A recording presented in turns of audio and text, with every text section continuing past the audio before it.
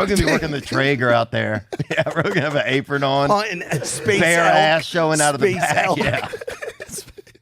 Yeah. Yeah, dude. Eating fucking moon meats.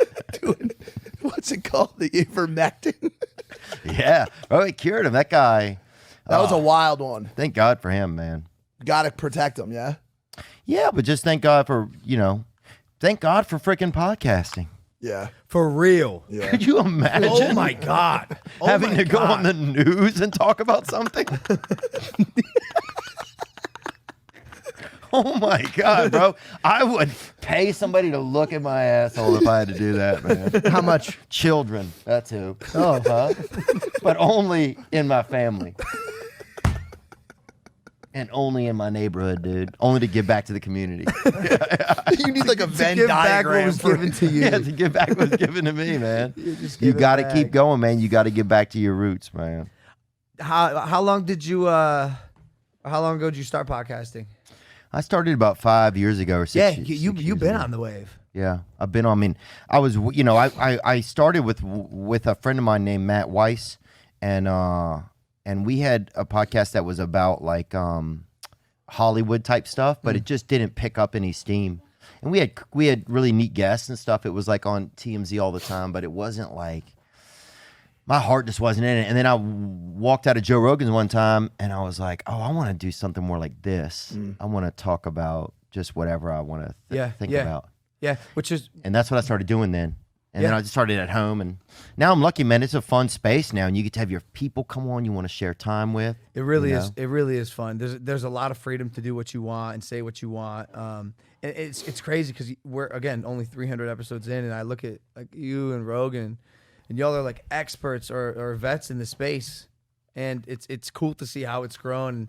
I wonder what's harder to break into now though, if for people starting, because dude, come on, everyone's trying to do podcasts now. Yeah. And this is a tough space to grow. Like you said, the first thing you tried was hard, Yeah. and listening to people is hard. So how do people break in if they don't know what their niche is? Yeah, I think sometimes just trying to share what's going on with you. I think not having a plan. Sometimes one of the problems is after a certain point, there's too much material in a space where you can't help but imitate it.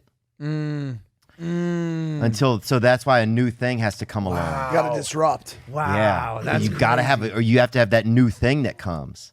So it's sometimes you're just waiting for that new thing. Dude, it's like, you're so that really well said. Because every damn, time, thanks, man. no, you're right. Every time I see whether it's a project, a person, a podcast, blow up, it really makes sense. It that makes sense. It's like, wow, that person was always meant to be there in that niche. That area hasn't been filled, and here they are. And that's why they're there. Like it usually never surprises me. I'm like, I can see a little bit how that works. Yeah. After the fact. Exactly. Yeah, Like it makes sense. there's always some unique something where, again, it's so saturated. Everything is how do you know what is you creating and not what you're seeing just being regurgitated with how you create. Yeah. Well, that's the biggest fear I think of a lot of us with anything. I think it even goes from like the way we see like people love each other as children, like our parents or something, and then we create the same type of thing. Like it's so hard to lean into whatever feels like is exact like what you really want to be doing, just the judgment. And now there's so much judgment. It's like, God, it used to be there's so much less judgment.